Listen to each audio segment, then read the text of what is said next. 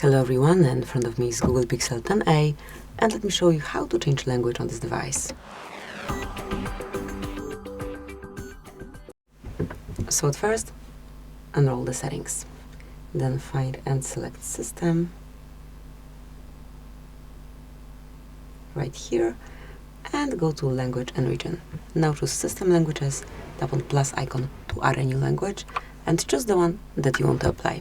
Just scroll till you find the preferred one, or click on Search button and provide it here.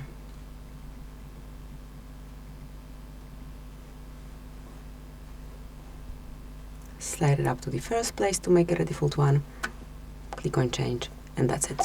So that would be all. Thank you for watching. Please subscribe our channel and leave the thumbs up.